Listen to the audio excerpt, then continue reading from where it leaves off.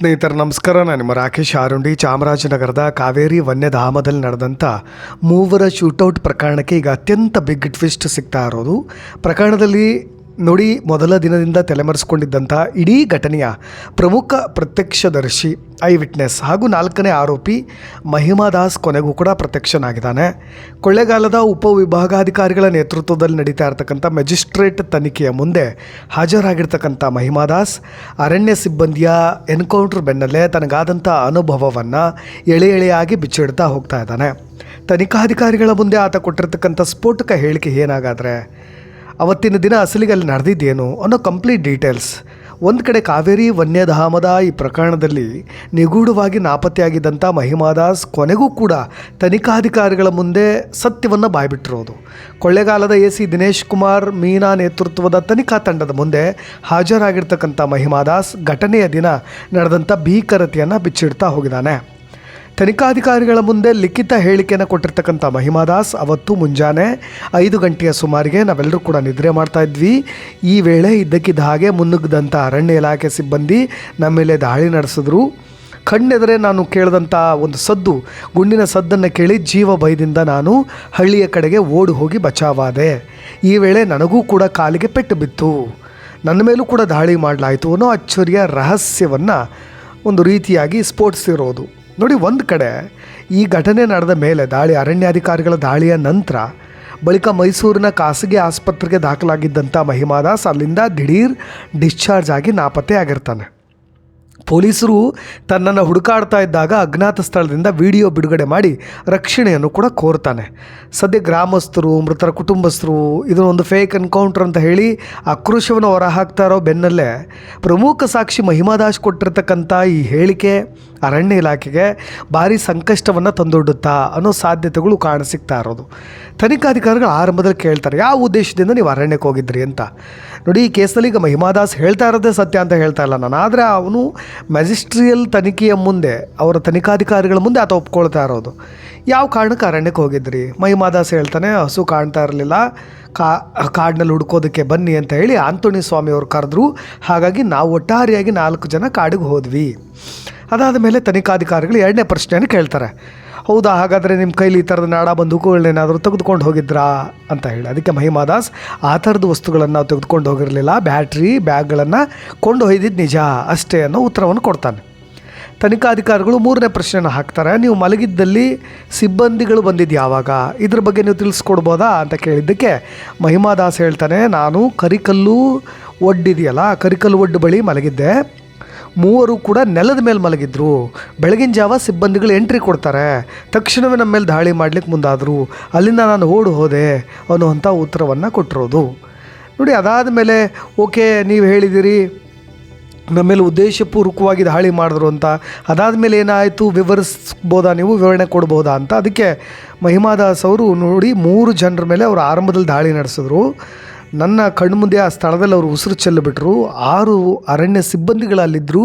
ಅವರೆಲ್ಲರೂ ಕೂಡ ಮೃತದೇಹಗಳನ್ನು ಜೀಪ್ಗೆ ಹಾಕ್ಕೊಂಡು ಹೋದರು. ಇದೆಲ್ಲವನ್ನು ಕೂಡ ನಾನು ಕಣ್ಣಾರೆ ನೋಡಿದ್ದೀನಿ ಅಂತ ವಿವರಣೆಯನ್ನು ಕೊಡ್ತಾ ಹೋಗ್ತಾನೆ. ಸ್ನೇಹಿತರೆ, ಇಲ್ಲಿ ಗಮನಿಸ್ಬೋದು, ನಿಮಗೆ ಅಲ್ಲಿಂದ ಹನೂರು ಈ ಕರಿಕಲ್ ಒಡ್ಡಿದೆಯಲ್ಲ, ಆ ಭಾಗದಿಂದ ಎದ್ನೋ ಬಿದ್ನೋ ಅನ್ನೋಗೆ ಓಡಿ ಬಂದಿರೋದು ಮಹಿಮಾ ದಾಸ್. ನೇರವಾಗಿ ಮನೆ ಬರ್ತಾನೆ, ಬಟ್ಟೆಗಳೆಲ್ಲ ಹರಿದಿರುತ್ತೆ. ಆ ರೀತಿಯ ದೃಶ್ಯಗಳನ್ನು ಅವರು ನೇರವಾದಂಥ ಅವ್ರ ಪತ್ನಿ ವೀಕ್ಷಣೆ ಮಾಡ್ತಾರೆ.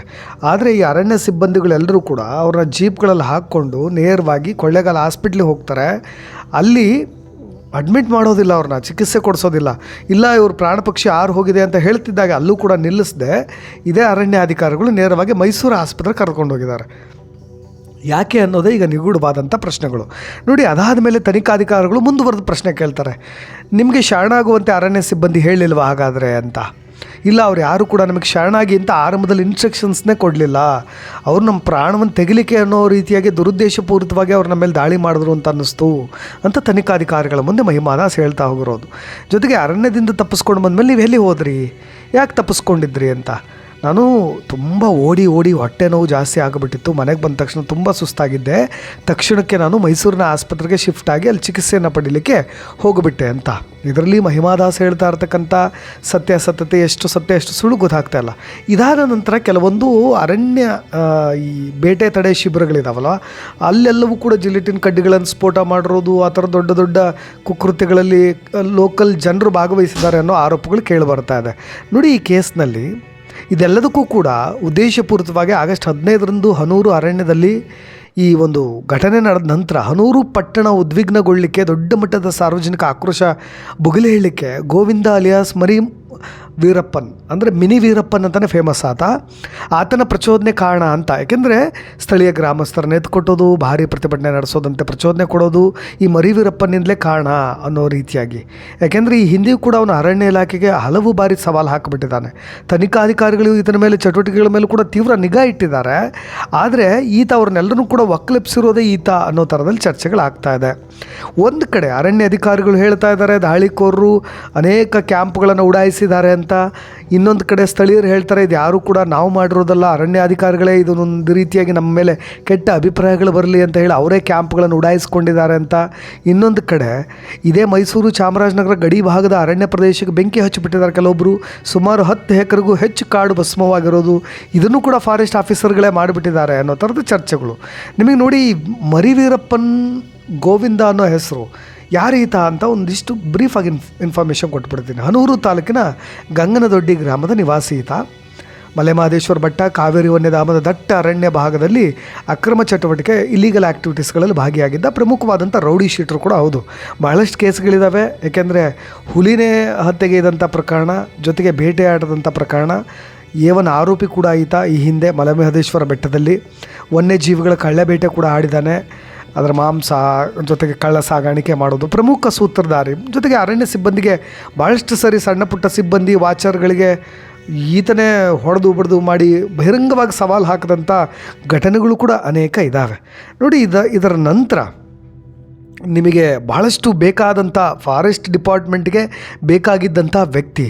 ಇನ್ನೊಂದು ಕಡೆ ಮೈಸೂರು ರೈಲ್ವೆ ನಿಲ್ದಾಣದಲ್ಲಿ ಅಂದರೆ ಈತ ತಮಿಳುನಾಡಿಗೆ ತಲೆಮರೆಸ್ಕೊಳ್ಳಿಕ್ಕೆ ರೈಲು ಹತ್ತಿದಾಗ ಪೊಲೀಸರು ಸಮಯ ಪ್ರಜ್ಞೆ ಬಳಸಿ ಚಲಿಸ್ತಾ ಇದ್ದಂಥ ರೈಲನ್ನೇ ನಿಲ್ಲಿಸಿ ಸಿನಿಮೀಯ ಶೈಲಿಯಲ್ಲಿ ಈತನನ್ನು ಮರಿ ವೀರಪ್ಪನ್ ಗೋವಿಂದನ ಸುತ್ತುವರೆದು ಬಂಧಿಸಿದ್ರು. ಅದಾದ ನಂತರ ಜಾಮೀನು ಮೇಲೆ ಹೊರ ಬಂದಿದ್ದ. ಈಗ ಮತ್ತೆ ಈ ಥರದ ಅಲ್ಲಿರ್ತಕ್ಕಂಥ ಜನರನ್ನು ಒಗ್ಗಲಿಪ್ಸಿ ಈ ಥರ ಮಾಡ್ತಾ ಇದ್ದಾನೆ ಅಂತ. ನೀವು ಭಾಳಷ್ಟು ಸೋಷಿಯಲ್ ಮೀಡಿಯಾಗಳಲ್ಲಿ ಚರ್ಚೆ ಆಗ್ತಾ ಇರೋದು ಹನೂರು ಕೇಸ್ಗೆ ಸಂಬಂಧಪಟ್ಟಾಗ ದ ಮೋಸ್ಟ್ ಇಂಪಾರ್ಟೆಂಟ್ ಥಿಂಗ್ಸ್ಗಳ ಬಗ್ಗೆ ನಾನು ಹೇಳ್ತೀನಿ. ತುಂಬ ಇಂಟ್ರೆಸ್ಟಿಂಗ್ ವಿಷಯ. ನೀವು ಇನ್ನೂ ಸ್ವಲ್ಪ ಒಂದು 2 ನಿಮಿಷನಾದರೂ ಈ ವಿಡಿಯೋನ ಕೊನೆಯವರೆಗೂ ನೋಡ್ತಾ ಹೋದರೆ ಒಂದು ಡೀಟೇಲ್ಡಾಗಿ ಗೊತ್ತಾಗುತ್ತೆ. ನೋಡಿ, ಫಾರೆಸ್ಟ್ನವ್ರು ಹೇಳ್ತಾ ಇರೋದು ಕಾಡಿನಲ್ಲಿ ಬೇಟೆಗಾರರ ವಸ್ತುಗಳನ್ನು ವಶಪಡಿಸ್ಕೊಂಡ್ವಿ ಅಂತ. ಮುಂಜಾನೆ 5 ಗಂಟೆ, ಕಾವೇರಿ ಕಾಡು, ಹುಲ್ಲಿನ ಮೇಲೆಲ್ಲ ಇಬ್ಬನಿ ದಟ್ಟವಾದಂಥ ಮಂಜು ಮತ್ತು ಕೆಸರು ಕಾಡಲ್ಲಿ ಓಡಾಡಿದ್ರೆ ಚಪ್ಪಲಿಗೆ ಮಣ್ಣು ಅಂಟ್ಕೊಳ್ಳುತ್ತೆ. ಆದರೆ ಈ ಸಿಕ್ಕಿರ್ತಕ್ಕಂಥ ಮಾಲ್ಗಳಲ್ಲಿ ಫೋಟೋದಲ್ಲಿರ್ತಕ್ಕಂಥ 10ನೇ ನಂಬರ್ ಹವಾಯಿ ಚಪ್ಪಲಿ ಕವರ್ನಿಂದ ಬಿಚ್ಚಿಟ್ಟ ಹಾಗೆ ಹೊಳಿತಾ ಇರೋದು, ನಾಟಕ ಆಡೋಕ್ಕೆ ಸಾಕ್ಷಿ ಸೃಷ್ಟಿ ಮಾಡುವಾಗ ಸ್ವಲ್ಪ ಮಣ್ಣು ಮೆತ್ತಬೇಕು ಅನ್ನೋ ಕಾಮನ್ ಸೆನ್ಸ್ ಕೂಡ ಈ ಪೊಲೀಸ್ ಅರಣ್ಯಾಧಿಕಾರಿಗಳಿಗೆ ಇಲ್ವಾ ಅನ್ನೋ ಥರದಲ್ಲಿ ಚರ್ಚೆಗಳನ್ನು ಸೋಷಿಯಲ್ ಮೀಡಿಯಾದಲ್ಲಿ ಹಾಕ್ತಾ ಇದ್ದಾರೆ. ಯಾಕೆಂದರೆ ಯಾವ ಮಟ್ಟಿಗೆ ಜನಸಾಮಾನ್ಯರು ಈಗ ಟೆಕ್ನಿಕಲಿ ಸ್ಟ್ರಾಂಗ್ ಆಗ್ತಾ ಇದ್ದಾರೆ ಅಂದರೆ ಗೂಗಲ್ನಲ್ಲಿ ಸರ್ಚ್ ಮಾಡಿ ನೋಡ್ತಾ ಇದ್ದಾರೆ. ಟೈಮ್ ಆ್ಯಂಡ್ ಡೇಟ್ ಹಾಕಿ ಚಾಮರಾಜನಗರ ಪಾಸ್ಟ್ ವೆದರ್ ಆಗಸ್ಟ್ 2026 ಅಂದರೆ ಆಗಸ್ಟ್ 15ನೇ ತಾರೀಕು ಮುಂಜಾನೆ ಕಾಡಲ್ಲಿ ಎಷ್ಟು ತೇವಾಂಶ ಇತ್ತು, ಮಂಜಿತ್ತು, ಅಫಿಷಿಯಲ್ ರಿಪೋರ್ಟ್ ಕಣ್ಣಿಗೆ ರಾಚವಾಗಿ ಕಾಣಿಸುತ್ತೆ ಇವ್ರು ಸುಳ್ಳು ಹೇಳ್ತಾ ಇದ್ದಾರೆ ಅಂತ. ಇನ್ನೊಂದು ಕಡೆ ಫಾರೆಸ್ಟ್ನವ್ರು ಹೇಳ್ತಾ ಇರ್ತಕ್ಕಂಥ ಕಥೆಗಳು ಸೋಷಿಯಲ್ ಮೀಡಿಯಾದಲ್ಲಿ ಆಗ್ತಾ ಇರ್ತಕ್ಕಂಥ ನೆಗೆಟಿವ್ ಇಂಪ್ಯಾಕ್ಟ್ ಅಂದರೆ ನೆಗೆಟಿವ್ ಕಮೆಂಟ್ಸ್ಗಳು. ನಾವು ಕತ್ಲಲ್ಲಿ ಸೆಲ್ಫ್ ಡಿಫೆನ್ಸ್ ಮಾಡ್ಕೊಳ್ಳಿಕ್ಕೆ ಪ್ರತಿ ದಾಳಿ ಮಾಡಿದ್ವಿ ಅಂತ. ಓಕೆ, ಕತ್ಲಲ್ಲಿ ಮಾಡಿದಿರಿ, ಅದು ಬೇರೆ ಭಾಗಗಳಿಗೆ ಬೀಳಬೇಕಿತ್ತು. ನೇರವಾಗಿ ನೀವೇನು ಈ ರೀತಿಯಾಗಿ ಮಿಂಚಿನ ದಾಳಿ ಮಾಡಿಸ್ಲಿಕ್ಕೆ ನೀವೇನು ಶಬ್ದವೇದಿ ವಿದ್ಯೆಯನ್ನು ಬಳಸಿ ನೀವು ನೇರವಾಗಿ ಅವರಿಗೆ ಹೊಡಿಲಿಕ್ಕೆ ಹೇಗೆ ಸಾಧ್ಯ? ನೀವೇನು ಏಕಲವ್ಯನಾ? ಅಥವಾ ಕತ್ಲಲ್ಲಿ ಸದ್ದು ಕೇಳಿ ಗುರಿ ಇಡ್ತಕ್ಕಂಥ ದಶರಥನ ಶಬ್ದವೇದಿ ವಿದ್ಯೆಯನ್ನು ನೀವು ಕಲ್ತಿದ್ದಾರಾ ಅಂತ ಹೇಳಿ ಟೀಕೆ ಮಾಡ್ತಾ ಇರೋದು, ವ್ಯಂಗ್ಯ ಮಾಡ್ತಾ ಇರೋದು. ಅದ್ರಿಗೆ ಸಂಬಂಧಪಟ್ಟ ಹಾಗೆ ನಾನು ಹೇಳ್ತಾ ಇರೋದು. ಇನ್ನೊಂದು ಕಡೆ ಎದುರಾಳಿ ಎಲ್ಲಿದ್ದಾನೆ ಅಂತಲೂ ಕೂಡ ಕಾಣದ ಕತ್ಲಲ್ಲಿ ನೀವು ನೇರವಾಗಿ ಆ ಮಟ್ಟಿಗೆ ದಾಳಿ ಮಾಡಿದಿರಿ ಅಂದರೆ ನಿಜಕ್ಕೂ ನಮಗೆ ಅಚ್ಚರಿ ಅಂತ ಅನಿಸುತ್ತೆ ಅಂತ. ಇನ್ನು ಬೇಟೆಗಾರರು ಅವರ ಕೇಪಿನ ಕೋವಿಯಲ್ಲಿ ಗುಂಡು ಹಾರಿಸಿದ್ರು ಅನ್ನೋ ಥರ ಚರ್ಚೆ ಆಗ್ತಾ ಇದೆ ಅಲ್ವಾ? ಓಕೆ, ಹಾಗಿದ್ದರೆ ಒಪ್ಕೊಳ್ತೀನಿ.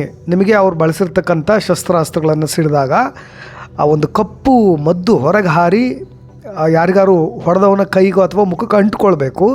ಆದರೆ ಅಲ್ಲಿ ಬಿದ್ದಿರ್ತಕ್ಕಂಥ 3 ಕೈಗಳನ್ನು ಅಂದರೆ ಆ ಸ್ವ್ಯಾಬ್ ಟೆಸ್ಟ್ಗಳನ್ನು ಮಾಡಿದಾಗ ಲ್ಯಾಬ್ ರಿಪೋರ್ಟ್ನಲ್ಲಿ ನೆಗೆಟಿವ್ ಬಂದರೆ ಇವರ ಬಳಿ ಕೋವಿಯೇ ಇರಲಿಲ್ಲ ಅನ್ನೋದು ಅರ್ಥವಾಗುತ್ತೆ. ಹಾಗಾಗಿ ಇದ್ರ ಬಗ್ಗೆಯೂ ಕೂಡ ತನಿಖೆ ನಡೆಸಿ ಅಂತಲೂ ಕೂಡ ಕೆಲವೊಬ್ಬರು ಚರ್ಚೆ ಮಾಡ್ತಾ ಇದ್ದಾರೆ.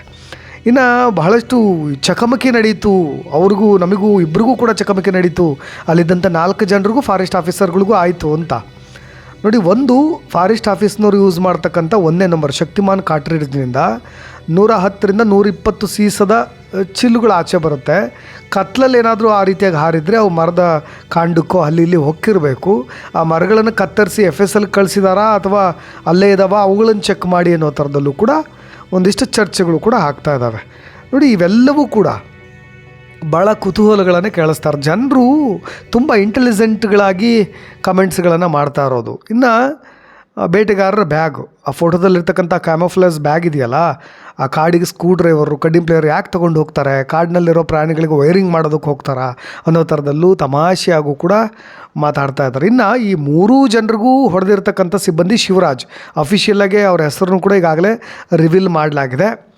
ಮತ್ತು ಈ ಕೇಸನ್ನ ಸ್ಟ್ರಾಂಗ್ ಮಾಡೋದಕ್ಕೋಸ್ಕರ ಅಥವಾ ವೀಕ್ ಮಾಡೋದಕ್ಕೋಸ್ಕರ ಕೆಲವೊಂದನ್ನು ಮಾಹಿತಿಗಳನ್ನು ಬಿಟ್ಕೊಡ್ತಾ ಇಲ್ವಾ, ಯಾವ ಸಮಯದಲ್ಲಿ ದಾಳಿ ಮಾಡಲಾಯಿತು, ಅವ್ರ ಪ್ರಾಣ ಪಕ್ಷಿ ಹಾರು ಹೋಗಿದ್ದೆ ಯಾವಾಗ, ಜೊತೆಗೆ ಇವರೆಲ್ಲರೂ ಕೂಡ ಕಟ್ಟುಕತೆ ಕಟ್ತಾ ಇರೋದು ಯಾವ ಸಮಯಕ್ಕೆ, ಇವೆಲ್ಲವನ್ನು ಕೂಡ ಒಂದಿಷ್ಟು ಚರ್ಚೆಗಳು ಆಗಲೇಬೇಕು.